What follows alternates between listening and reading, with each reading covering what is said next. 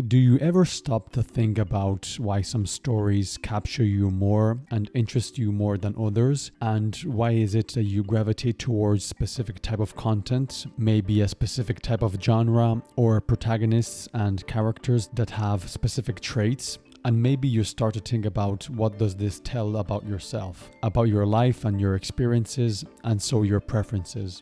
All this ramble to say that I finally think I understand why I enjoyed so much Land of Lustrous, and I'm talking about the anime version, I've never read the manga, and why I felt so emotionally involved with it. When I was watching the various episodes, there was something that kept me wanting more, this sort of background energy that felt familiar, but I was never able to define and describe why it was that way and what this feeling was and the reason I felt this way. But I think that the reason for all of this was Phosphophyllite as a character. Even though as you watch the anime, you may think that the primary driver of the story is to discover what Phosphophyllite is good at, what's she unique at, and what should be her place in that world. And you may be correct, or better, this could be a way to see the story that's being told. But I think that Phosphophyllite was trying to find an emotional connection with others. When in the latter part of the anime she becomes very strong after she gets mixed with different types of materials, there is a scene in which she says something like, it's boring to be good at something, or it's boring to be the best at something. And looking back at that scene, I think that it's not boring to be good at something, but it can be frustrating and give a hint of desperation, the fact of not being understood, or better, not feeling in sync with other people, and you can't fully express yourself with others. You feel like you always have to translate yourself and your personality, modify what you really want to say, and this generally is a learned behavior, so you learn that you can always be yourself with every person. But when most people that surround you are so much different than you, or you perceive them as such, and you always feel like you have to modify what you feel inside and what you perceive as yourself, let's say as your conscious being, that's when things can start to feel lonely, even if not always, but you can have this underlying feeling of being by yourself and being alone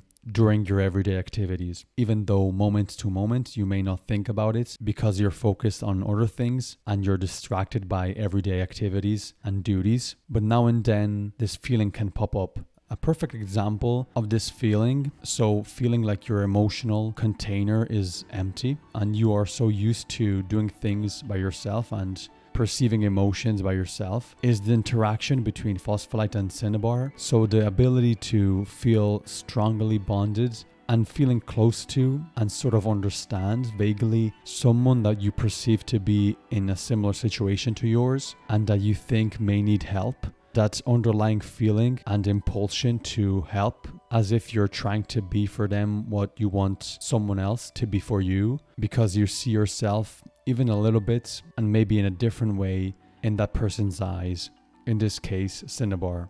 Also, I think that the anime does a good job to define and to show in a subtle way how detached Phosphophyllite is compared to the others. It may seem at first glance that she has friends and companions and she is well positioned, let's say from a social standpoint, in the world portrayed by the anime. But actually there is always this, at least personally that's how I felt watching it, the layers in which Phosphophyllite and all the other characters were living in were a little bit off, or there was a slight difference in those two layers. They weren't exactly the same, as if Phosphophyllite and everyone else are two distinct entities. And when she sees Cinnabar, I think that it becomes also apparent, maybe, to herself that she's been living, let's say, in a quote-unquote illusion that whole time. So she thought she had friends, but she just knew people, and these people lived close to her and did similar things and shared, let's say, a similar story and mission, quote-unquote. And even though what I'm saying may seem, or you maybe perceive it as depressing, let's say, but I don't think that's necessarily the case. I won't say that you're destined to be alone and you can find people with which you resonate better than others. At the same time, at least for me, there is always this feeling of